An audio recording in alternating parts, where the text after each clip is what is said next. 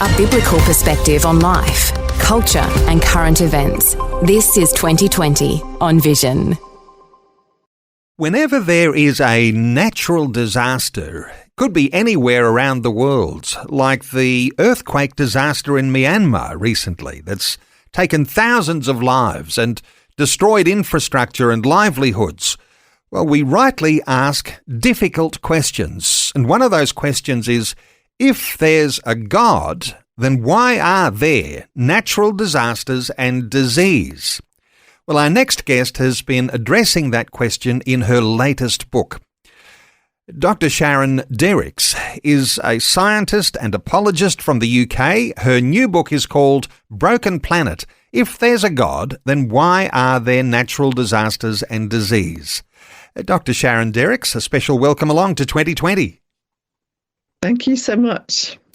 Sharon, let's start with the fact that in your new book, you've gathered first-hand accounts from actual survivors of devastating earthquakes. What sort of light does that shed on the sort of research you like to do?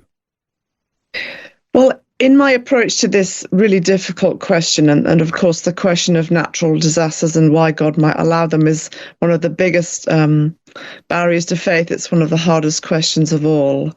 And I wanted to include reasons as to why God might allow these things with stories of people who have been on the front line of all kinds of natural disasters, because any answers that we give need to add up and be relevant in the gritty reality of life. And so I included stories of people.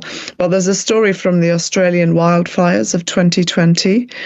There's a story from the 2004 tsunami in Indonesia and other areas nearby. There's Haiti, 2010, the earthquake in Haiti, Hurricane Irene from the US, and of course the COVID-19 pandemic, which is a natural disaster that has come to all of us. So what do you glean? You hear people's stories and their stories of their faith in God, despite the fact that there are things that are going wrong around them. When you're looking at those and you're looking for commonalities between stories, what are you discovering in people's personal stories as they've suffered disaster? What are they saying about faith? I think that they're saying that, of course, we don't have all of the answers. There's a lot of mystery as to why people experience the unspeakable tragedies that they do in this world. But their experience has been that God has been with them in it, giving strength that they never knew was possible and courage that they never thought that they had. And while we don't necessarily always understand the reasons as to why this person has lost their life and this person has survived or whatever, there is a God who has been with them in it and has given them the strength that they needed. This is the challenging thing, isn't it? Because the question that so many people ask is, if that God that you're talking about is a good and loving God, how does he allow these bad things to happen to people? This is one of those questions, isn't it, that a lot of theologians grapple with, and you've obviously been grappling with it. Yeah, absolutely.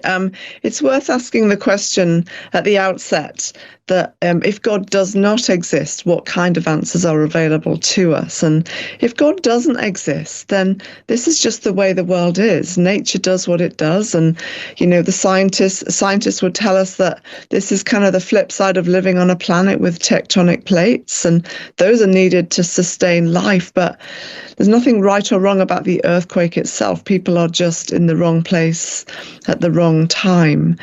And that kind of might be true on one level, but it doesn't actually help us with why we get so angry and upset at these things. To call something a disaster is to imply that there's something wrong with the world. And actually, the Christian faith makes sense of that. It actually says absolutely that's correct, that God has made a good world, but somehow that world has also gone wrong, and we live on a broken planet, which is why I named my book that way. So ironically, our anger, the very fact that we call earthquakes disasters, actually points us towards God rather than away from him. You make such a profound point when you say just the way we feel when there is bad news actually points to there being a God. How do you make sense of that? Because these feelings that we have, if there was no God, I can hear what you're saying here. If there was no God, you wouldn't have any feelings, you wouldn't care. But the fact that we care, is this pointing to God? Yeah, I want to be clear that it's not just people that believe in God that care and that get angry about suffering. I mean, many people are fighting causes of justice around the world that don't believe in God.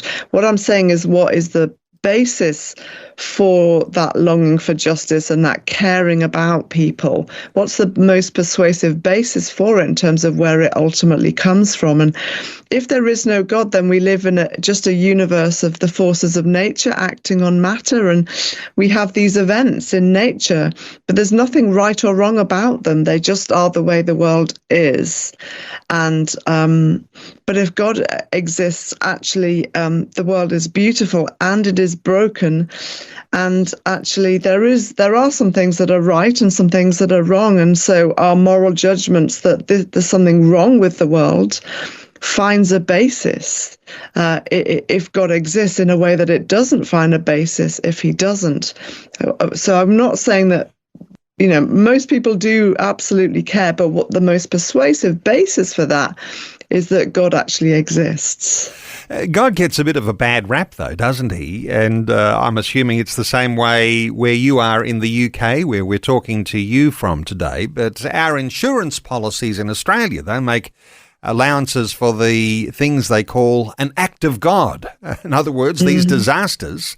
And in some ways, that frames God as a baddie in all of that. How do you see the way God gets a bad name because of little terminologies like that we can find even in our insurance policies? Yes.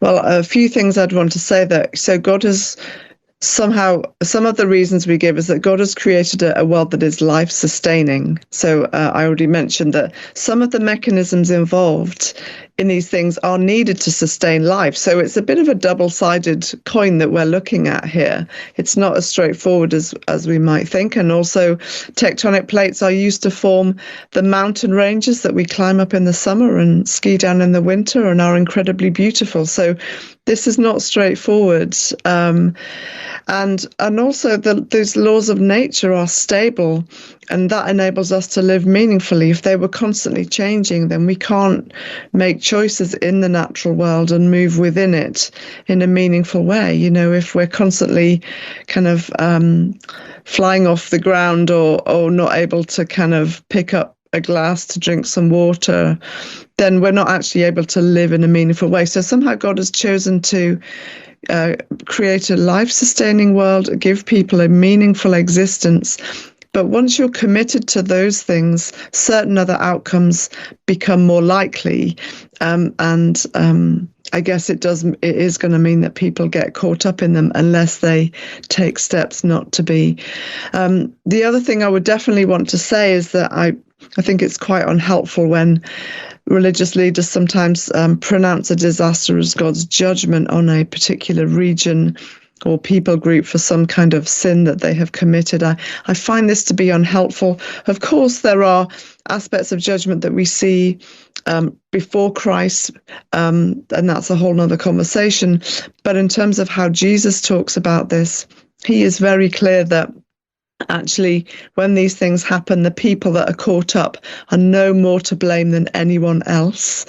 It's a consequence of living on a broken planet in which everybody is caught up. So I think it's really important to emphasize that God is not deliberately judging and bringing punishment. What about our reaction when there is a natural disaster? I mean, the recent earthquake in Myanmar, and you mentioned wildfires, or we call them bushfires here in Australia, cyclones, and there's flooding disasters that are going on. Our reaction to those things, is this also an evidence for God that we actually have compassion and that generosity can rise in some of us, that we actually do take action to care for our fellow people, our fellow human beings?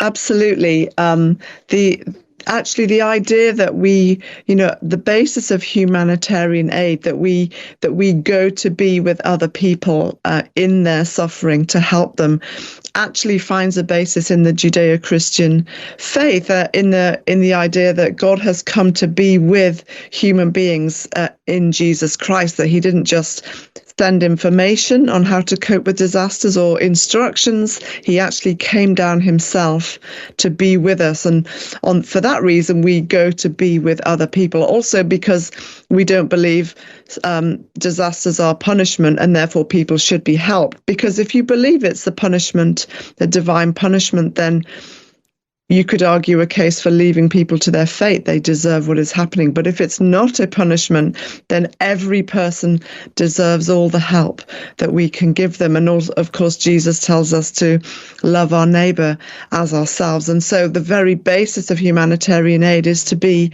the hands and feet of God in a hurting world.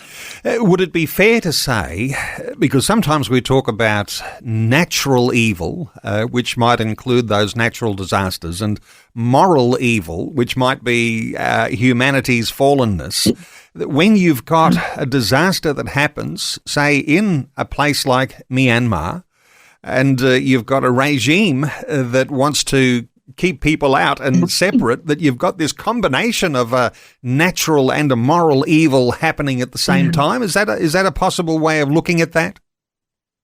Absolutely. One of the points that I make later on, and of course there are lots of different layers to this question, is that there's no such thing as a 100% natural disaster. There are factors in nature. Earthquakes happen and we can't stop that. But humans seem to have a way of making them so much worse. And so you see the interaction of natural evil and moral evil. And in Myanmar, the point that you raise is, a very pertinent one, that the military have continued to bomb in light of the ongoing civil war and have prevented some of the humanitarian aid from getting in, and that is going to increase some people's suffering and increase the death toll unnecessarily, when in fact we could alleviate things more acutely if moral evil could be eliminated. But these things are always a combination of human factors and natural factors. We always see that. Another factor that often makes the amount of suffering increase several orders of magnitude is poverty. When these things happen in low-income countries, we see the impact being orders of magnitude greater than in high-income countries. Comparing, for example, Haiti 2010 with California 89, similar strength earthquake, 57 died in California, hundreds of thousands died in Haiti because of high-density housing, poorly built hotels with no steel rods in them to enable them to simply sway in the wake of an earthquake. Instead, they pancaked, and many, many more people died that need not have died. Sharon, come back to what you said just a little earlier, that this is one of the main things that people have a problem with believing and following Jesus Christ, understanding that there is a good God. What do you say to people who are not sure what to believe? Because there are some of these natural disasters that we're confronted with time after time. What's your message to those people?